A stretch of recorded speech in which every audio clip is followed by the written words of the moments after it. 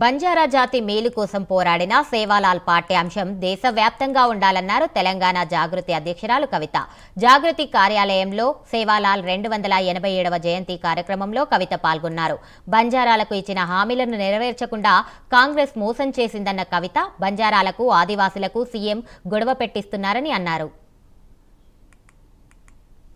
వాళ్ళు మన దేశంలోకి వచ్చి అనేక దురాగతాలు చేస్తూ మన యావత్ బంజారా లంబాడా ట్రైబ్నంతా కూడా క్రిమినల్ ట్రైబ్ అని రాస్తే ఖడ్గమెత్తి పోరాటం చేసిన మహా దేశభక్తుడు సేవాలాల్ గారు.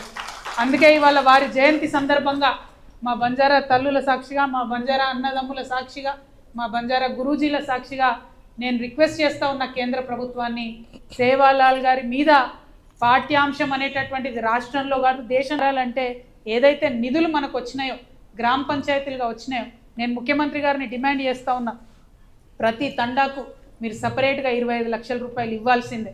అక్కడ గ్రామ పంచాయతీ ఆఫీసులు కట్టాల్సిందే, అంగన్వాడీలు కట్టాల్సిందే, రేషన్ షాపులు పెట్టాల్సిందే. దానికోసం ప్రతి తండాను ఫోకస్ చేయాలని చెప్పి